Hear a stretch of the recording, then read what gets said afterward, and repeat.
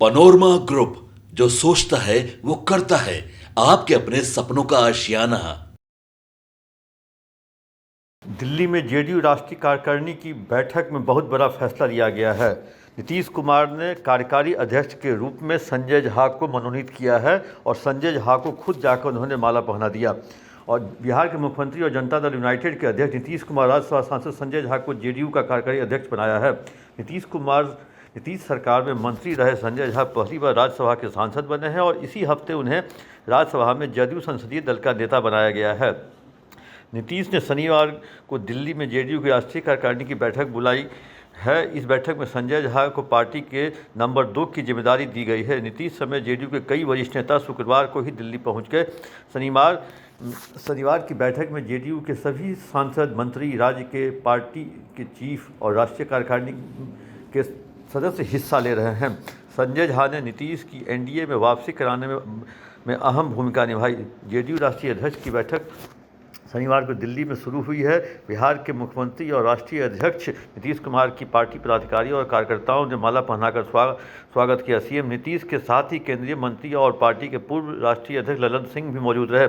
राष्ट्रीय कार्यकारिणी की बैठक में संगठन संबंधी और राजनीतिक प्रस्ताव पेश किए गए, जिसमें कहा गया कि पार्टी झारखंड का विधानसभा मजबूती से लड़े और साथ ही बिहार विधानसभा चुनाव 2025 में नीतीश कुमार के नेतृत्व में जीतने का संकल्प लिया गया।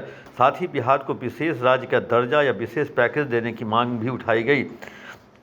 जेडीयू राष्ट्रीय कार्यकारिणी की बैठक में संगठन संबंधी प्रस्ताव पेश किए गए, जिसमें कहा गया कि जनता दल यूनाइटेड के कार्यकर्ता अनुशासित सिपाही हैं।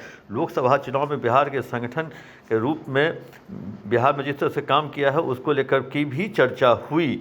और एक तरह से कहें जो बिहार को विशेष राज्य का दर्जा, और दूसरी मांग जो बहुत महत्वपूर्ण मांग है, जो पटना हाईकोर्ट ने बढ़े हुए आरक्षण को जो समाप्त किया, तो उस आरक्षण को 9वीं अनुसूची में शामिल कराने की भी मांग की गई। और साथ में नीट पेपर जो लीक हुआ था उस पर भी चिंता जाहिर की गई। और कहें जो एक तरह से उन सभी सीटों पर चर्चा होगी जहां पर जेडीयू की हार हुई है। और जेडीयू 16 सीटों पर चुनाव लड़ी थी, जिसमें 12 पर ही जीत हासिल की जा सकी। तो और इस प्रस्ताव ये भी पास किया गया, जो केंद्र में जो सरकार बनी है उसमें जेडीयू की भूमिका इस बार बहुत महत्वपूर्ण है। और जेडीयू के कारण ही तीसरी बार प्रधानमंत्री नरेंद्र मोदी प्रधानमंत्री बन सके हैं।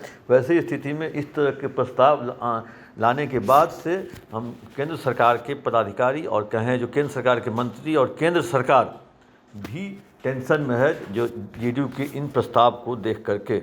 पनोरमा ग्रुप, जो सोचता है वो करता है। अगर ये वीडियो पसंद आई और वह बिहार के राजनीति और बिहारियत से सरोकार रखेनी तो सब्सक्राइब बटन दबा के चैनल के सब्सक्राइब कर ली। ओजे एगो घंटी बा, ओकरा बटन दबा देला से कुल सटीक और मारक खबर रुआ मुफ्त में मिल जाई। अगर रुआ पत्रकारिता के हमनी के नया प्रयोग में सहयोग कर चाहतानी तो ज्वाइन बटन दबा दी। पेटीएम नंबर नोट कर ली 9386816700। धन्यवाद।